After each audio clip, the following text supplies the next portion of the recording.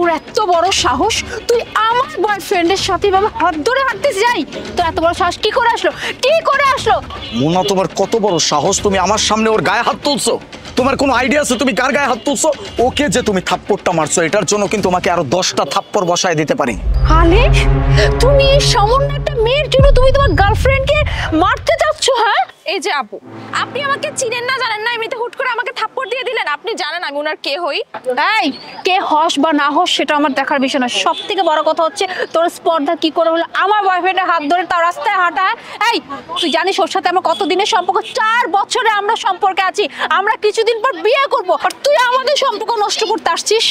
এই আলিফ, আমি আমার ফ্যামিলিতে আমাদের সম্পর্কটা খুব সুন্দর মতো করে ক্লিয়ারলি বলে দিয়েছি যে তোমাকে আমি বিয়ে করবো, আমার ফ্যামিলিও রাজি।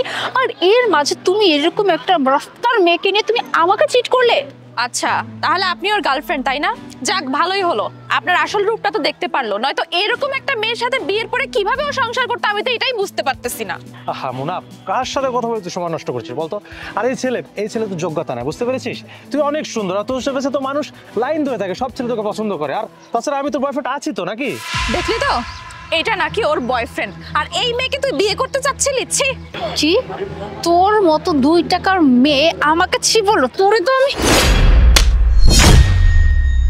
অনেকক্ষণ যাবত সহ্য করতেছি। ওর গায়ে হাত তোলার আগে একটা কথা কান খুলে শুনে রাখো, যেই মেয়েটার গায়ে তুমি হাত তুলতেছো সে কিন্তু আর কেউ না, আমার নিজের ছোট বোন। আর তার গায়ে তুমি হাত তুলবা, তাও আবার আমার চোখের সামনে। আমি তোমাকে ছেড়ে কথা বলবো?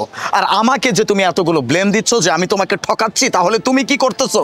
তুমি তো নিজে একটা বয়ফ্রেন্ড নিয়ে ঘুরতেছো, আর তুমি আমাকে জ্ঞান দিতে আসছো যে আমি তোমাকে ঠকাচ্ছি, আমি তোমার সাথে বিট্রে করতেছি।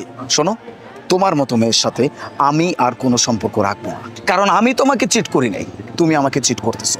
অন্য একটা ছেলের সাথে নিজে ঘুরতেছো, আবার আমি আমার বোনের সাথে ঘুরতেছি, এইটাতে তোমার সমস্যা হয়ে গেছে। তুমি আমাকে বলতেছো যে আমি তোমার সাথে চিট করতেছি। আলিফ, আই এম রিয়েলি সরি আলিফ, আমি আসলে ভুল বুঝেছি। আসলে আমার কোনো দোষ নেই। এই যে আমার ফ্রেন্ড আমাকে বলে কি তোর বয়ফ্রেন্ডকে দেখছি একটা মেয়েকে নিয়ে রেস্টুরেন্টের হাতে হাত ধরে বসেছিল। এখন তুমিই বলো, আমি তো একটা মেয়ে মানুষ, আমি তো তোমাকে কত ভালোবাসি, আমি কি এটা সহ্য করতে পারবো যে আমার বয়ফ্রেন্ড অন্য একটা মেয়ে হাত ধরে থাকবে? এটা তো আমার জায়গায় যে কোনো মেয়ে থাকলে মাথা ক্র্যাক হয়ে যেত। আমি আসলে শুধু সহ্য করতে পারি যে আমার বয়ফ্রেন্ড আমাকে রেখে অন্য একটা মেয়ে হাত ধরে বসে আছে। তাই আমি ওকে বয়ফ্রেন্ড সাজিয়ে তোমার কাছে নিয়ে আসছিলাম জাস্ট তোমাকে জেলাস করানোর জন্য। কিন্তু আমি বুঝতে পারি না যে ও তোমার বোন হয়। প্লিজ আলিফ, আমাকে মাফ করে দাও। আর বোন, আই এম রিয়েলি সরি, আমি তোমার গায়ে হাত তুলে ফেলছি, প্লিজ ওকে একটু বুঝাও না। বাহ, কত সুন্দর থিঙ্কিং তোমার বন্ধুদের। মানে আমি আমার বোনের হাত ধরে চলতে পারবো না, এইটা হয়তো তোমার বন্ধুদের ওইদিকে হইতে পারে, কিন্তু এটা আমাদের এদিকে হয় না। আমার পরিবার থেকে এই শিক্ষা আমাকে কখনো দেয় নাই। আমি আমার বোনের হাত ধরে চলতেও পারি, আমি আমার বোনকে নিয়ে যে কোনো জায়গায় যেতেও পারি, আমি আমার বোনকে নিয়ে রেস্টুরেন্টে বসে খেতেও পারি। আচ্ছা ভাইয়া, ইটস ওকে, বাদ দাও এগুলা। একটা মিসআন্ডারস্ট্যান্ডিং হয়ে গেছে, এটা ভুল বুঝাবুঝি হয়েছে, এই ম্যাটার এখানেই সলভ করো।